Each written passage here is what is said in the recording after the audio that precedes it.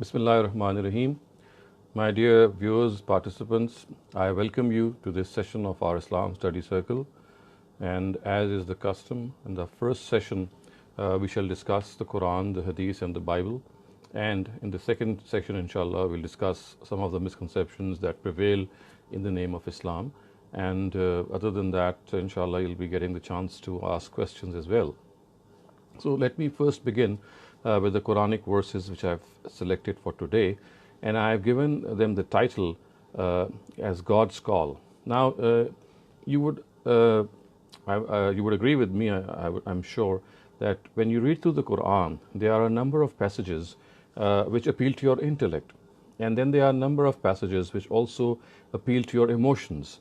And the powerful ones which appeal to your emotions actually induce you towards righteousness, induce you towards the hereafter, giving preference to the hereafter, not forsaking the herein or giving up your life of this world, the pleasures of this life, but giving the pleasures of the hereafter more preference to the pleasures and leisures of this worldly life. So these verses, which I'm just first going to read out before you, actually are one of the very, very powerful emotional passages of the Quran, in which the Almighty is actually calling out towards human beings as if He is asking them towards something. And I would say that this is one of the very, very powerful and very profound sections of the Quran. Let me read out the Arabic verses and their translation first before you, and then inshallah we'll shed some light on their meaning. So the verses go like this: Wallahu yad'u ila daris salam wa yahdi man yasha'u ila siratim mustaqim lilladhina ahsanu husna wa ziyada wa la yarhaqu wujuhahum qatarun wa la dhilla ulaika ashabul jannah hum fiha khalidun والذين كسبوا السيئات جزاء سيئة بمثلها وترهقهم ذلة ما لهم من الله من عاصم كأنما أغشيت وجوههم قطع من الليل مظلما أولئك أصحاب النار هم فيها خالدون. I can tell you literally, these very, very powerful words make your hair rise at their end and also stir your soul the way they portray what God's call is.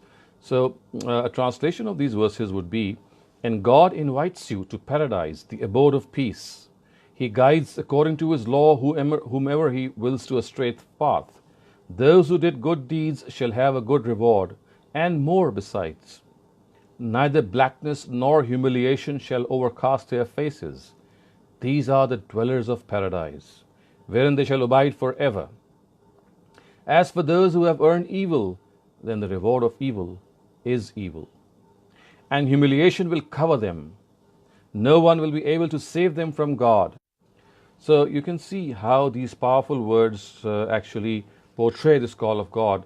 I'm sure if you've just gone through the translation, that'll really stir your soul and create a lot of commotion in your mind, simply because you can see how these words have their own effect and how they actually give this motivation to believers that God's call is towards paradise.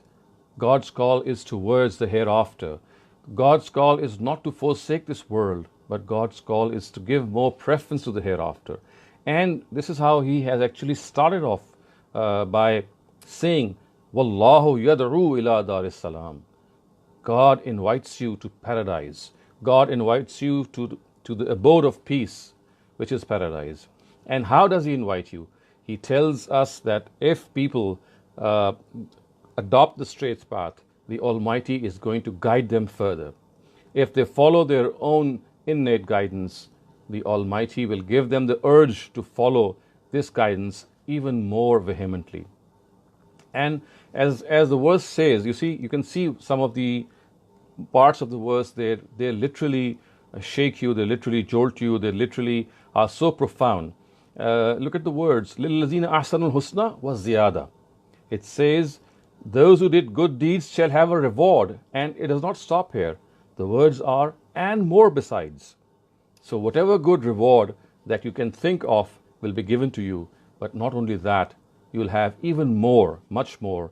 And then there is a silence, because, of course, when God says that there are going to be more, then you can easily understand how and what this more could be.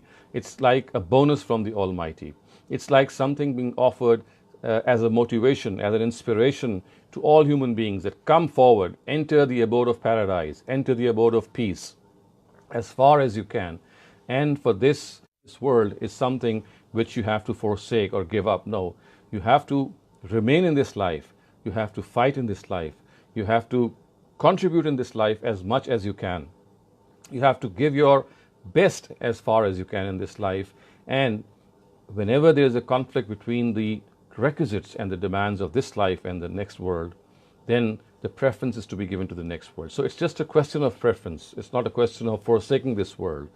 And they say, وَلَا يَرْهَقُ وُجُوهَهُمْ قَطَرًا وَلَا زِلَّةً, which means that those who do good deeds shall have a good reward and more besides, and neither blackness nor humiliation will overcast their faces. Of course, when this is said, this is always said in relation to a contrast. And the contrast is that whereas the people, the dwellers of paradise, they will have faces which have lit up by the guidance of the Almighty. There will be no blackness covering their faces. On the other hand, people who enter hell, for them it will be an entirely different ball game. For them, there will be blackness. For them, they will be, as the Quranic verses themselves say. Look at the words they say. They say that, as for those who have earned evil, then the reward of evil is evil, and humiliation will cover them. No one will be able to save them from God. مَا لَهُم مِّنَ اللَّهِ مِنْ عَاصِمٍ. And then it says, it will be as though patches of the dark night have veiled their faces. These dark night, or the reference to the words this dark night, actually is to the fact that they will be in a state of ignominy. They will be in a state of complete humiliation. They will be doomed, and this doom they will be seeing from their eyes. The very pit of hell in which they are going to enter will be something which will haunt them in a very, very profound way. And another thing, viewers, which you might have noticed, and this is a very common style of the Quran, it says, وَيَهْدِي مَن يَشَاءُ إِلَى صِرَاطٍ مُسْتَقِيمٍ, right at the beginning, which means that He guides whomsoever He wants to the straight path. And let there be no misconception, the way these words are spelled out here, they do not mean at all that it is the Almighty who actually guides whomsoever He wishes. And whomsoever He does not wish, they are not guided to the right path. No, this is not the meaning of the Quranic verse. We need to understand that the background of this Quranic verse is that basically the idolaters of Arabia, the mushrikun of Arabia, they thought that their own deities, their angels, whom they thought are the daughters of God, they will intercede for them and make them do whatever they would like to. And in this way, they would sort of control God. It is here that the Almighty is saying that no, it is He who's going to guide people. No one is going to stop Him, or no one is going to influence Him in this guidance. People should not think that other deities would be able to guide them, or other deities are the ones who will affect or influence the Almighty in guiding people. No. No one can hold the hand of the Almighty. And since we know, as far as God is concerned, the greatest embodiment of God is that He is a just being. Nothing against justice can emanate from Him. So that is why in brackets you can see in the translation the words are according to His law, which means people who deserve to be guided more shall be guided by Him. Which in other words mean that if people have given due regard to the innate guidance found in their own nature, in their own fitrah, then the Almighty will actually increase this guidance. The Almighty will make them provide them with more guidance. And this is something which they deserve because they gave due regard to the guidance that they had in their own nature. And hence, these words should not be misconstrued to mean that guidance is something which is based on the whims of the Almighty. He can deprive people of guidance and He can just give them. No. There is a law of this guidance which is mentioned in the Quran, and that is people who are who honor the guidance which they already have in their own nature, they follow that guidance, then the Almighty provides them with more guidance. He actually guides them. He gives them the urge to follow this guidance. So, any misconception. And the other thing is that these verses also speak of the fact that at times there are extreme situations in which dwellers of paradise and dwellers of hell, they are actually held parallel in these verses. You see, if you can see right in the middle where the dwellers of paradise are mentioned, the words are hum fiha khalidun, they shall remain in paradise forever. And then similarly, for the dwellers of hell, we have exactly the same words being repeated, and they mean hum fiha khalidun as well. They actually, the words these are hum fiha khalidun, which means, of course, that they shall remain in hell forever. Again, as you can see, that you have to understand that these are two extreme criminals and two extreme, I would say, on the one hand, an extreme criminal, and on the other hand, an extremely pious person who is mentioned here. So, the extremely good people and the extremely bad people are the ones who are going to stay in hell and heaven, respectively, or the other way around, as far as permanence is concerned. We have to understand that as far as paradise is concerned, as far as hell is concerned, as far as people who enter paradise is concerned, they will remain there forever. And for them, when it is said hum fiha khalidun, it naturally means that they are not going to come out for it. It's like a permanent abode for them. However, as far as hell is concerned, these are extreme criminals who are going to stay in hell forever.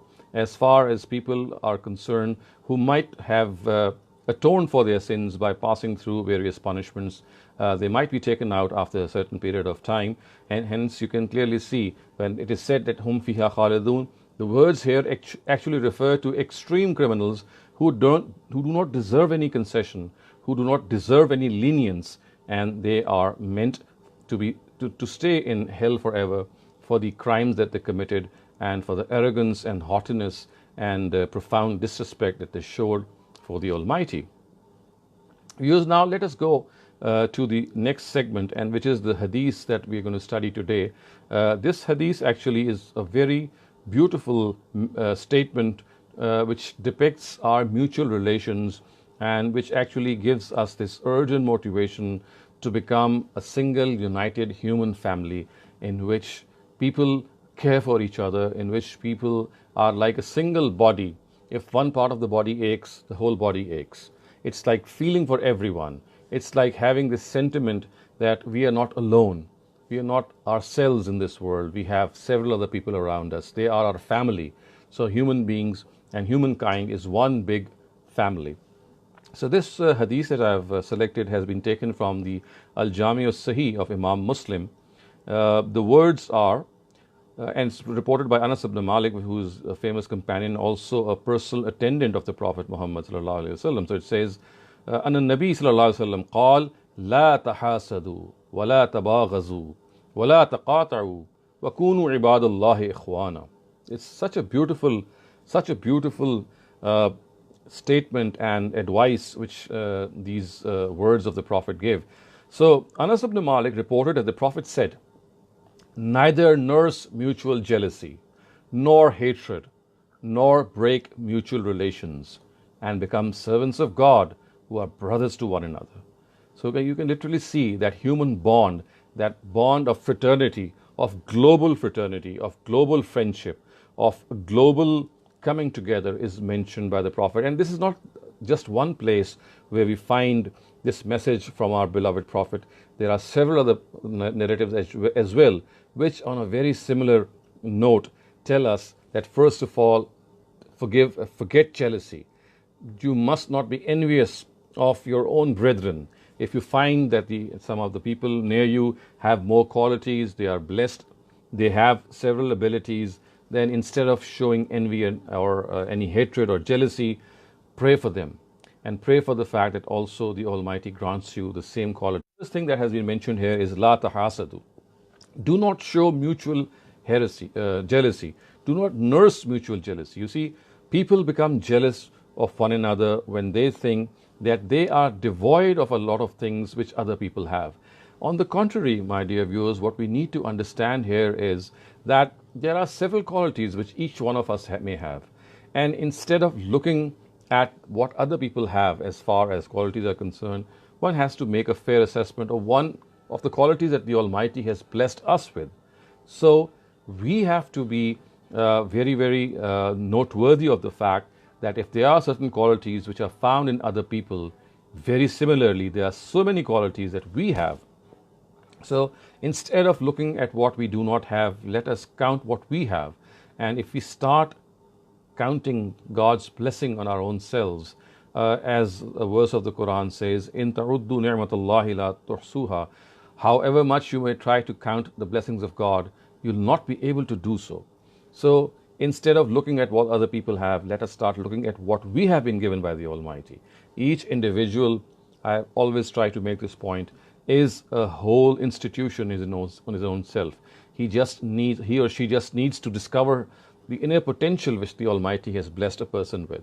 That inner potential then needs to be enhanced, then needs to be strengthened, amplified, simply by working through it, simply by acknowledging it and going through the routine.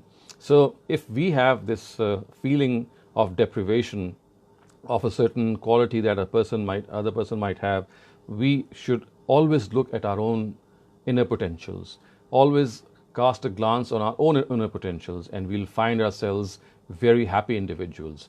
Instead of being disgruntled, instead of having a negative approach, we should have this positive approach and feel this confidence, feel that we believe in ourselves, feel that we also can contribute with whatever we have.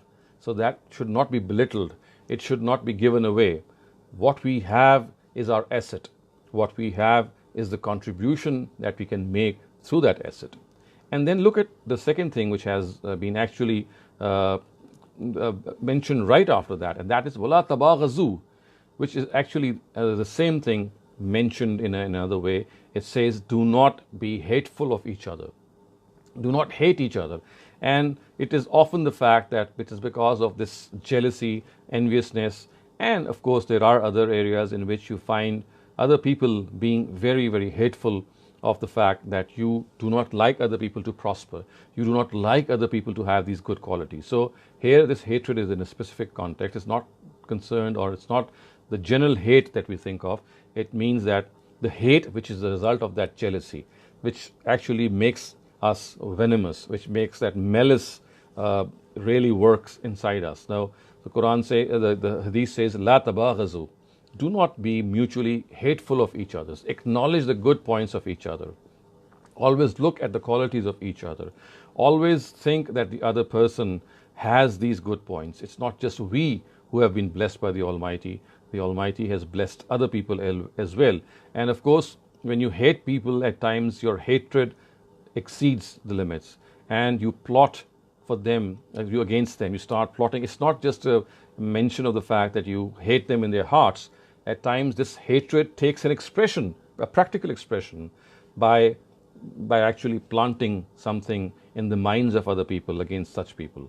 So what you do is that this hatred crosses limits and it makes you do even more bad things. You're not just feeling hate in your own heart. What you're doing is that you are transferring that hate in other people's mind as well. You're trying to belittle that, succeed in life at all. So the Prophet has stopped us from this behavior. And then look what the Prophet has said. وَلَا تَقَاطَعُوا. And it's an extremely important thing which the Prophet has said, that do not break mutual relations. Do not break mutual relations.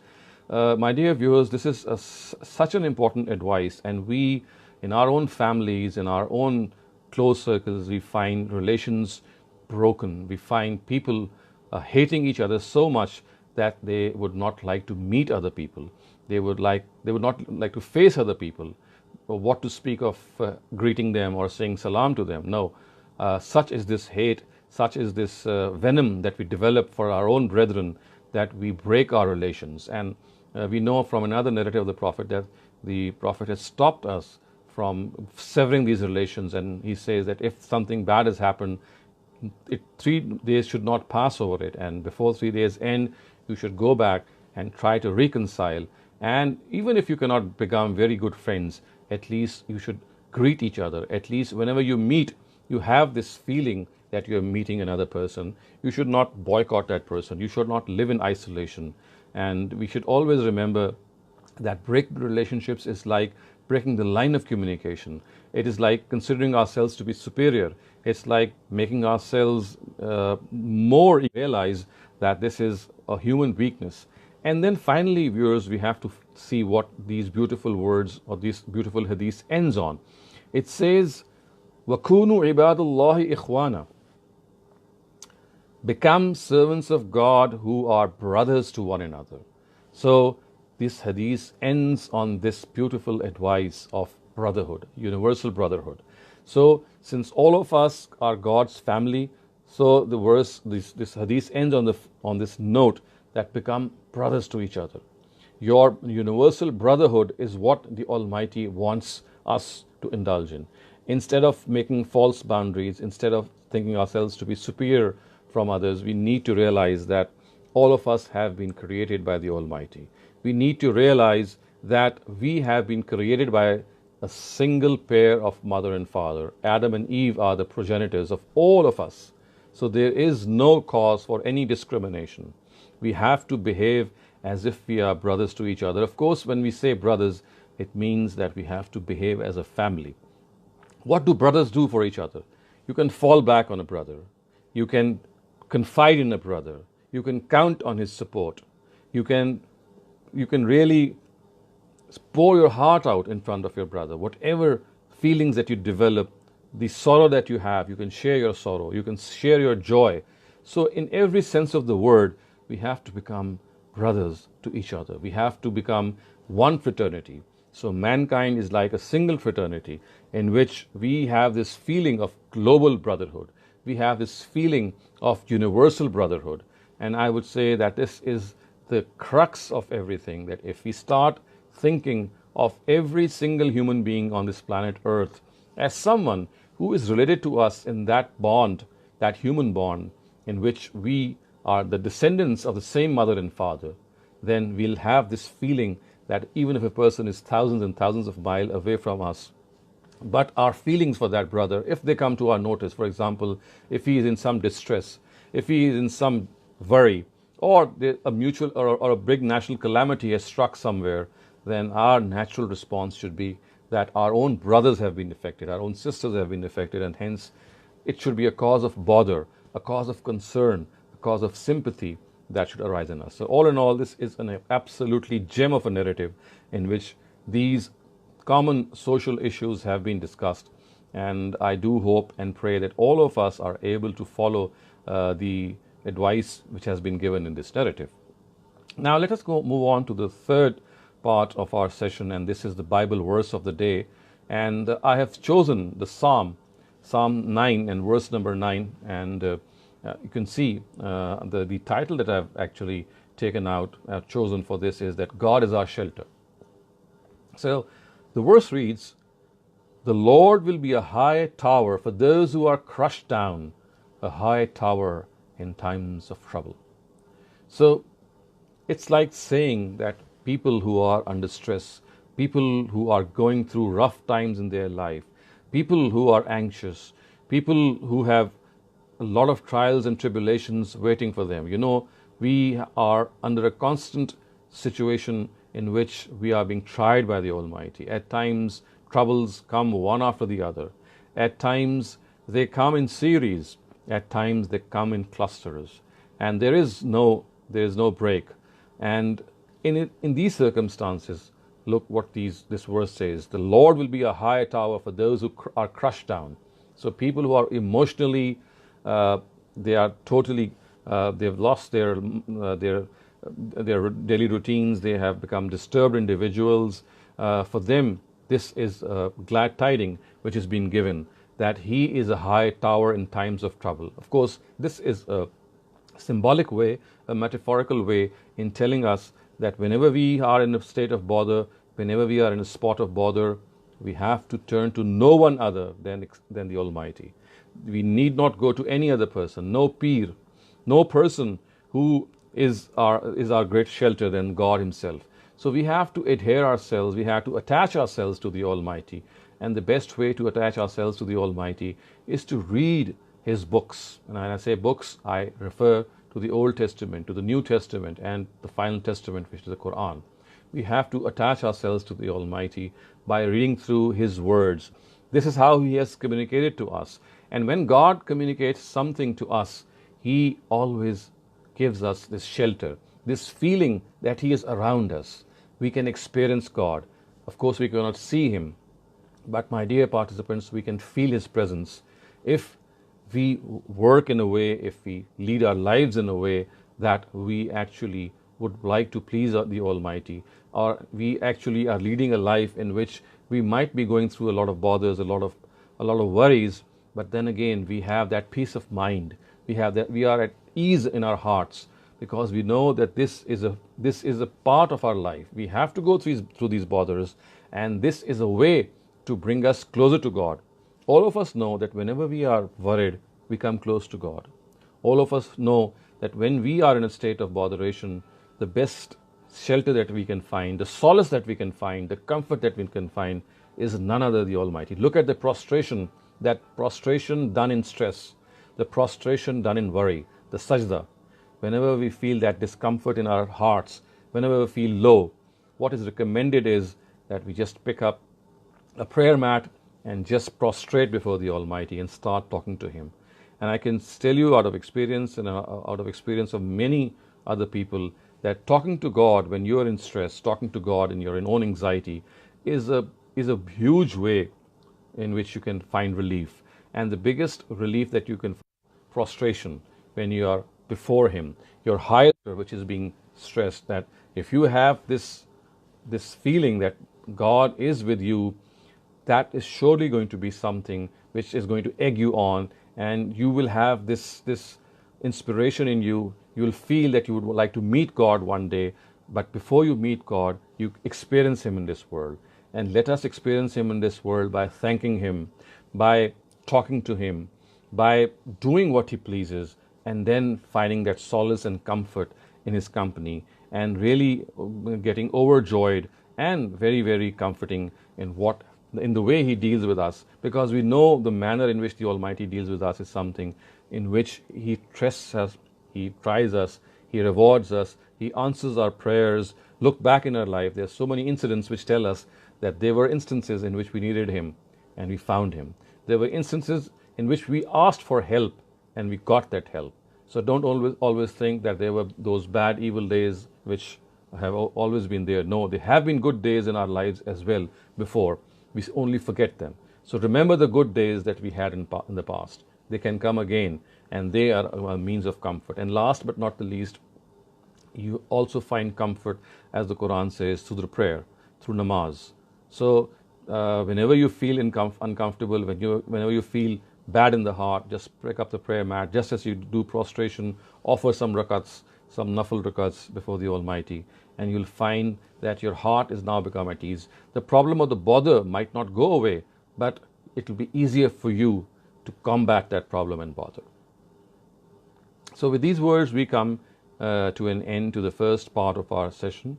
And if you have any questions, then please you can pose the questions now. Otherwise, we'll continue with the second part of our session.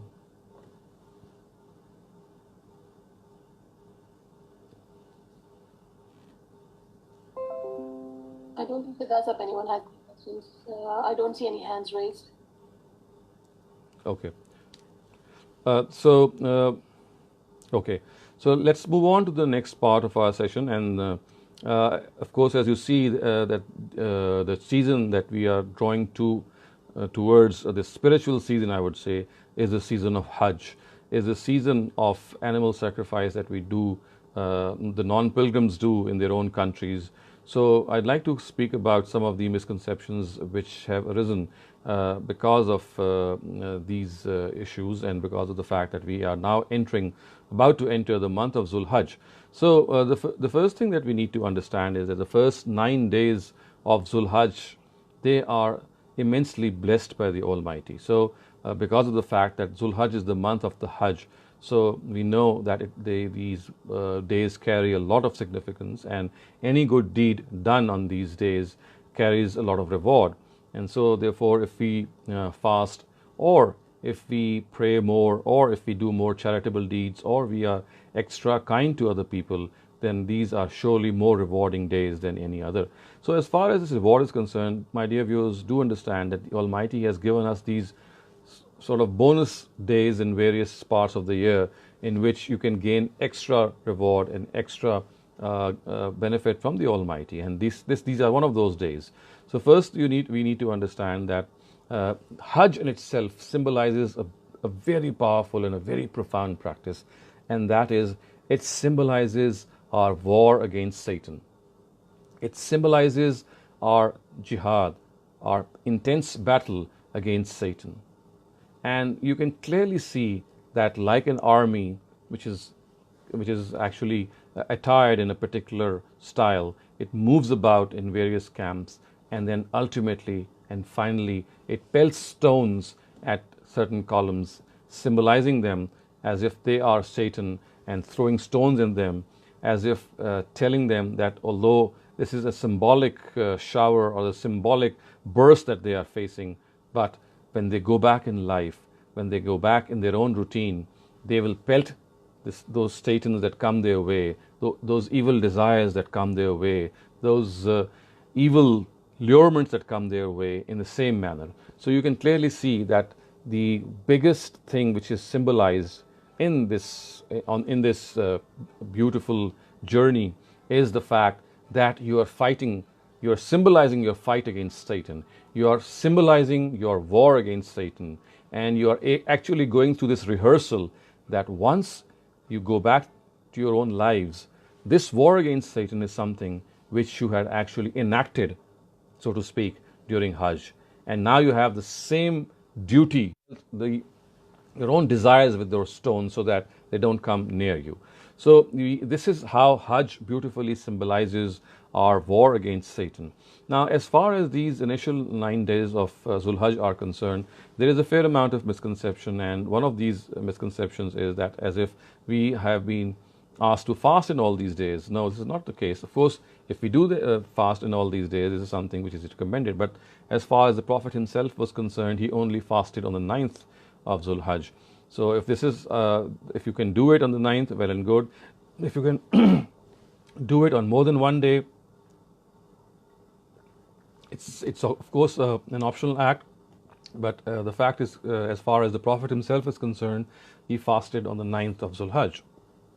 And then, my dear viewers, there is another thing that we do, and that is that people who offer animal sacrifice, for them it is recommended that, it's just recommended, it's not of course an obligation, it is recommended that they do not cut their hair and do not cut their nails for those 9 days, because this is an etiquette of animal sacrifice. When you intend to sacrifice an animal for the Almighty, you are actually dedicating yourself to the cause of the Almighty, and the etiquette of this is, and the mannerism of this is, that you do not cut your nails and you do not shave your head in any way, or cut your hair in any way. And as I said, it's basically an etiquette for those people who would like to carry on the ritual of animal sacrifice. Although it's not an obligation, but as I said, it is something of a recommended nature. So this has to be realized, have this special significance, and it's not that we have to be only good in these days, we have to be good all the time as far as we can. These are days in which we can earn extra reward. These are days which can give us bonuses, the way we have bonuses in our own lives. So let's be more kind to people, let's be more caring towards people, let's be more truthful in these days. When we say more truthful, it does not mean that we should not be truthful in other days. The fact is that this is sort of a inspiration and a motivation for us, that it's just like a workshop that we should go through, so that in other days also we should follow the same routine. But as I said, it's like a workshop in which when you follow something in a routine, it becomes easier for you to follow the same routine in other days as well. So whatever good that we can do in these days is also to be done. And I'd also like to clarify this, which I also clarified the last time we met, but because of the fact that this is a very deeply rooted misconception, and that is that animal sacrifice on Eid day is something which is regarded to be an obligation, No, this is not so. As far as animal sacrifice is concerned, it's a purely optional act of worship, a purely optional ritual of worship. Although it has immense significance, it has tremendous significance, but it is not obligatory. So if a person wants to do so, of course, he should do so. But if for any reason it's not possible for him, it could be several reasons, then it is not that he is giving up an obligation.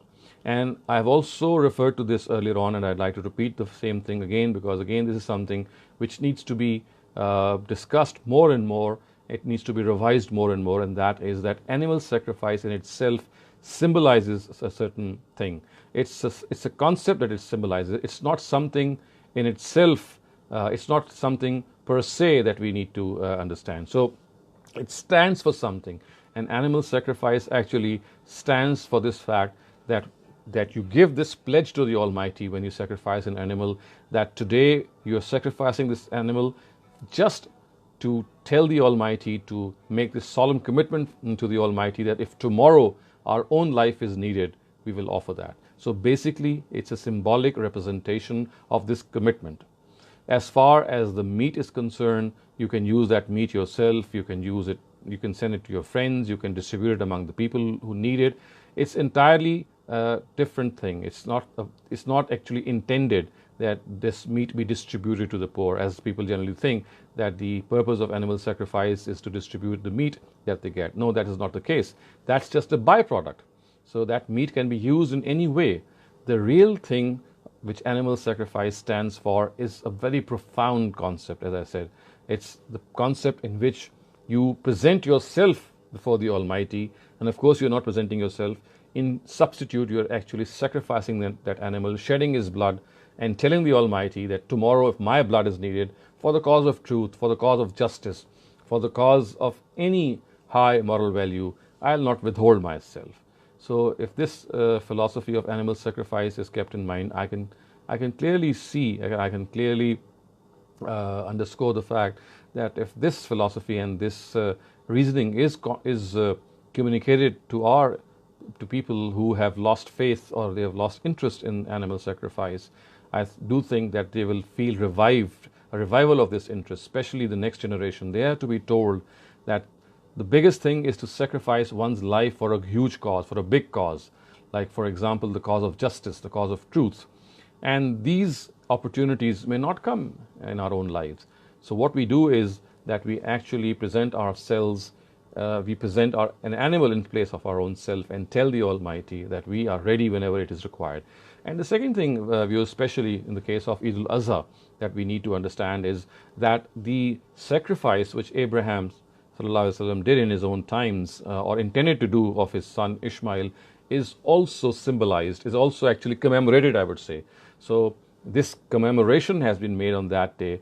So you can ask that why is it that a particular day has been fixed? So the day has been fixed in order to commemorate the great sacrifice which a great prophet attempted in his own times. But as far as his philosophy is concerned, its underlying reasoning is concerned, it is that you're actually presenting a substitute in your own place and giving this commitment and pledge to the Almighty. So with these words, I do come to an end to this session, and I'd be glad to answer any questions that you might have had.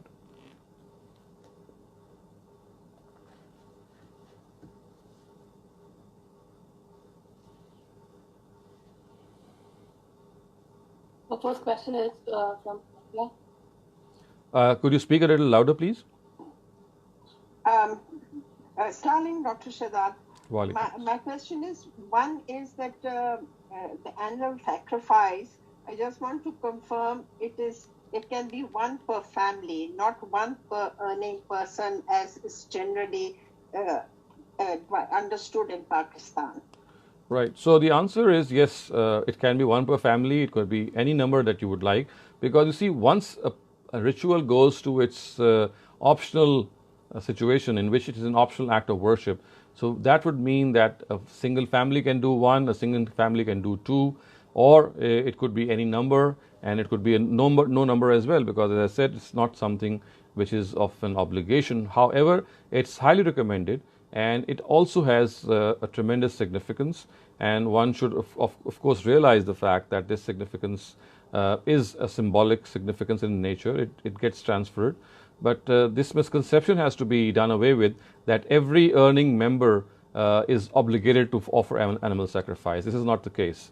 This is the Hanafi understanding, as I would say, and the people of India and Pakistan, since they are basically followers of Imam Abu Hanifa, that is why they think that every earning member is liable for animal sacrifice.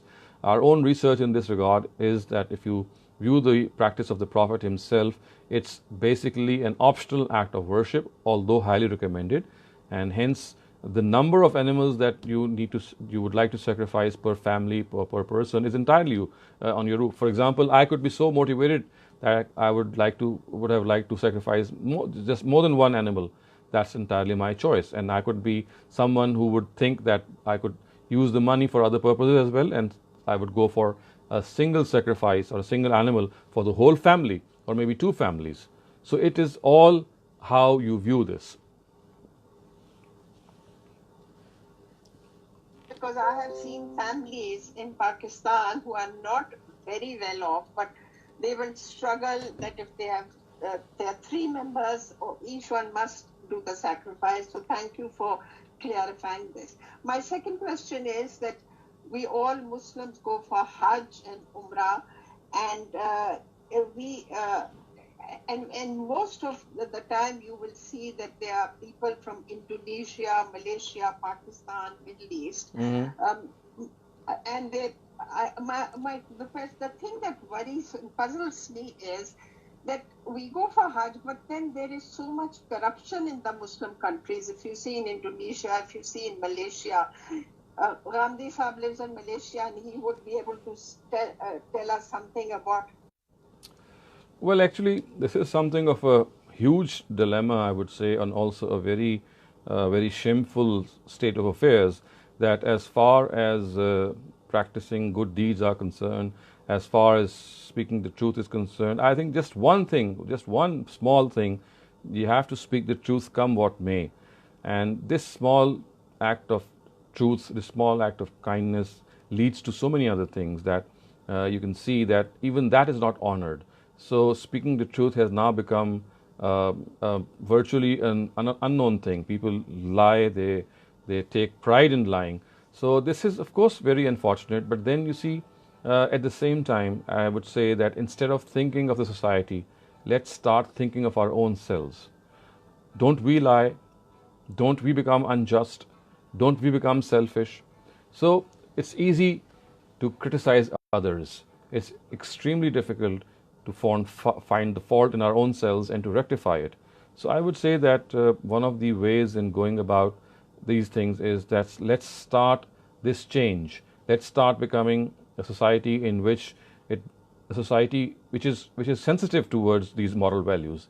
And the best place to start is with our own selves.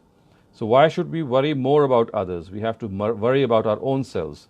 Let's put our own selves into this bother that from today onwards we will not lie, we will not cheat, we will not say something which is going to hurt other people. I can assure you that it's an extremely difficult thing. If you make this commitment today, we'll break it even more vehemently tomorrow, because human beings, it becomes very difficult for them to come out of their habits. So I would say that it's very distressing. I do understand that when we see at Muslim societies, they are in a very bad shape as far as practicing good deeds are concerned. But then the way out is to analyze what bad things that we are doing in our own lives, and how we can rectify our own lives, and how we can actually influence people in our own circle, people who live around us, our children, our spouses, our parents, our siblings. So starting with our own selves, putting our foot down and making this effort that I'm not going to do these things that I find in the society, I think that is the approach that I would call the positive approach, in which instead of thinking negatively of other people, we have to start somewhere, and that somewhere is in our own selves. And the other thing that I'd like to put before you is the fact that people often think that Western countries, or people living in the Western countries, they are more Islamic, and therefore they deserve this more praise, and it's like losing Islam in Muslim societies and discovering Islam in non-Muslim societies. I do take exception to this statement and to this principle, and I think that people forget that people living in the Western society, especially in the United States, the UK, Australia, we must not forget that they are the ummah of a very supreme prophet of the world. Not think that it's just the ummah of the Prophet Muhammad who has the right to be morally good. If other people are morally good, it's because they are also the followers of great prophets of God. So you must not think that they have taken our Islam. No, they already had it actually. They had these good values. And it's just that we look up to our rulers, and it just disappoints me. My last question is, do I have to pray the sunnah in all the prayers? Or if I just pray the farz, is that enough? Yes, as I've repeatedly answered here, that as far as the prayer is concerned, the only part for which we are liable before the Almighty is the farz part, the obligatory part. That's the obligatory part. As far as the sunnahs are concerned, whether they are muqtada or ghair muqtada, this again is a classification which our Hanafi scholars have made. Similarly, nafils, similarly wajibs, which of course the witr is considered to be a wajib. So there is just two categories. There are just two categories, and in the Arabic language we say salatul maktuba and salatul tatawwu. Maktuba means farz, and tatawwu means all other prayers which are other than farz. Whether you are praying the witr, whether you are praying nafils, whether you are praying the sunnah, they are all of one category, and that is the optional category. It could be a very desirable thing, but then you are not liable to pray for it. You will not be held accountable. You will not be held answerable for this. Dr. Shehzad, what happens? What do you say when you meet some very good Christians who tell you that their belief is that the Christ is the Son of God? This is what they've been believed since their birth, since all their generations. So one should not argue with them or just keep quiet, because I am right now in the United States and I do meet people and I just don't know whether I should say something or I'm confused. So you see, it all depends on the situation, the scenario, the state of your discussee, because you see people have different dispositions. At times when you discuss sensitive topics, they flare up. At times they are very congenial. So you have to pick and choose your audience. So if your audience is receptive, you can very humbly say that we have a difference of opinion in this regard, and that is that we regard Jesus to be a prophet and a human being who is not the Son of God.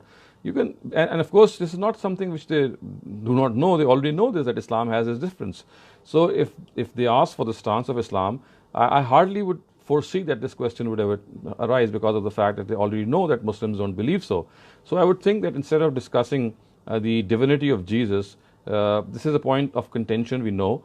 We have to discuss other things, and there are so many other things that we can discuss. For example, the fact that we are born of a common parent, and since these parents are common, we have these basic human values which are common to all of us. And society where they often interact with non-Muslims is that they should have regular, if possible, Bible and Quran reading sessions.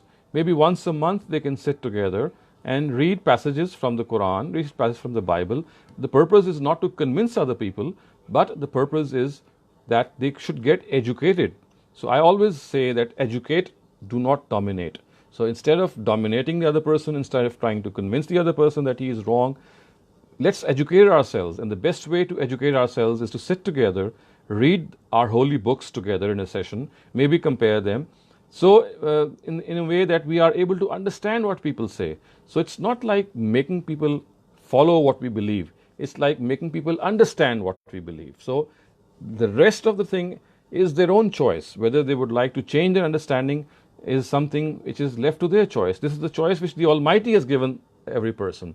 So joint Bible Quran study sessions is a suggestion which I always give, that if possible, that is one area that you can come together, you can socially and interact religiously as well, and at the same time get educated vis-a-vis how they or we view these things. Pakistani lady yesterday who belongs to an interfaith group, and she said that one of the Christians said that some of them, they consider Jesus Christ as a favorite son of God, like we are all children of God. So they said it's not necessarily meaning that he's the son of God, but like he's the favorite son. So whether he's a favorite son of God, or whether he's a normal son of God, that's as I said, that is something that we do not subscribe to. We do not subscribe to any anthropomorphous manifestation of the Almighty in which He has any. You see, the Quran is very, very clear. It says that He is from no one, and no one is from Him. Lam yalid wa lam yulad. He doesn't have a father. He doesn't have a son. Neither He was created, nor is anyone His creation, as far as some being is concerned. So our concept of Tawheed or monotheism is that He is the one and only. He is Ahad. Here is the reason. This is the point that we differ with Christians. But I said this is not something which has come up today. It has been there ever since. In the times of the Prophet, this difference had already arisen and is still there. So I would say, I would recommend that instead of harping on these differences, it's much better to come closer to each other by understanding what each other says, and of course by socially interacting with one another as far as we can, and by of course trying to understand each other. And if there are misconceptions, because you see there are so many misconceptions which Muslims have regarding Christianity and which Christians have regarding Islam. So I would say that this is how we should interact, that read each other's books, get educated, and regard these books to be our common heritage. So when I say each other, it's just a figure of speech. Otherwise, what I say is that these are the books of God. All of them are books of God. The only edge which the Quran has is that it is preserved in its original language. There has been no tampering with the Quran. Others are translations of the original works. So this is a common heritage. So let us treat this as a common heritage. Let us treat all the prophets of God as all equally respectable prophets of God. So once this change comes about in Muslims first, because I find that many Muslims who are religious in nature, they are generally averse to Christians. So no, this is not the case. The more religious you become, the more closer you should go, or closer you should become towards other people of the world. So that's how I see things. So maybe Dr. Shehzad, they just consider him as the most favorite prophet. I think one can just leave. Well, you see, right. Maybe that's what they're thinking. You see, as I said, that could be the thinking, but again, this is just a marginal group that you have probably come across. Otherwise, the mainstream has a different view. It's not just a favorite son of God, it is the son of God that the mainstream thinks. And as I said, that whether they think that he's a favorite son of God or a son of God, that's besides the point. As I said, both are not acceptable to the Quran. And I think the best way that we should finish this debate is just hand over the books of God to each other. Let God speak for Himself. These books of God, they are in these books, God speaks for Himself. So let God speak to them by reading these books. Instead of we telling them how God says or what God says, let God speak to them and let them read what God says. And if God cannot change them, we cannot.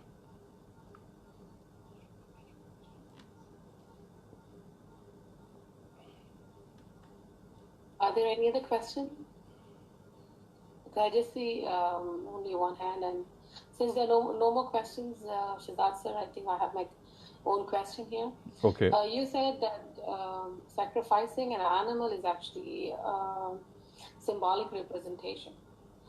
So why do we just stick to like cows and camel and goat or lamb? Why can we not sacrifice like chicken or turkey? Because the word which the Quran has used is anam.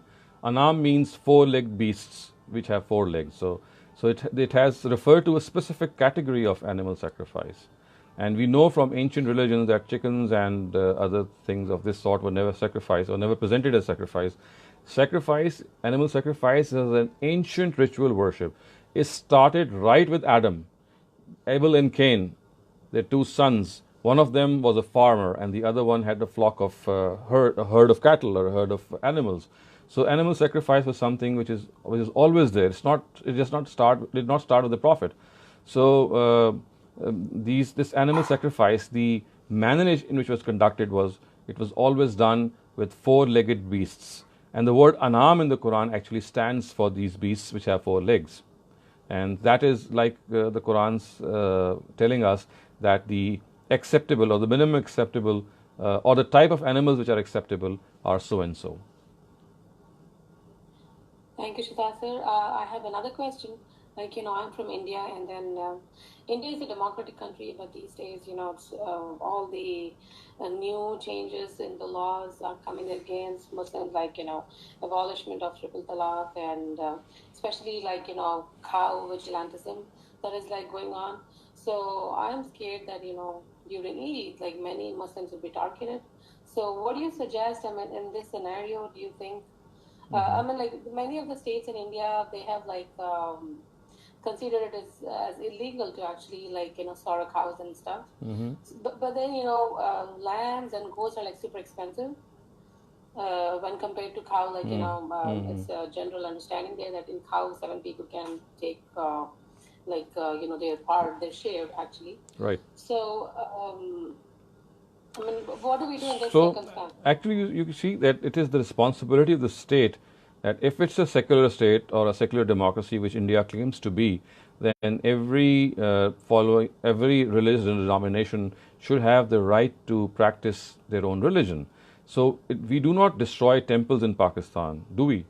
We give them respect. Although we are against idols, we are against things which are worshipped other than God, but we do not kill Hindus for that. So if we can tolerate these idols in temples in Pakistan, or maybe in every Muslim country, this gives a message that we have to tolerate other people, other religions. So if this intolerance is shown on one plane, it can be extended to other plane. People will start smashing statues and idols of deities of other religions. Should this be the norm? No, it should not. So I think the state institutions have to play this role. Our educational institutions have to play this role.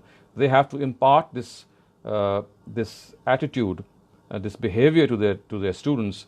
They have to respect the other people's views in this regard. So if they are sacrificing a cow, so they are sacrificing it because they are not Hindus. So for example, if I don't drink liquor, if I don't take alcohol, and if someone else takes alcohol, so for me this is sufficient that he is a person who is following what he thinks is allowed to him, and I'm following what I think is allowed to me. So we should not think of other people. It's not other people that we we worry about. It's basically our own. And I said that two state institutions, one is the educational institution and other is the religious institution, which is the mosque and the mandir, both the temples, in which this teaching should be imparted, that as far as religion is concerned, you have to follow what you have been told, but don't force your views on others. Now, this is something which does not come easily. It has to become a culture. It has to become a practice. It has to become a tradition. It does take a lot of effort. It can only be done once all these institutions start working in tandem with one another. So much is answered. I guess there are no more questions, so I think we can just wrap up. Wrap up, inshallah, and see you then next week. Thank you so much, everyone, for joining. Inshallah, we'll see you next week. Okay. Assalamu alaikum. Wa alaikum assalam and Khuda Hafiz. Allah Hafiz.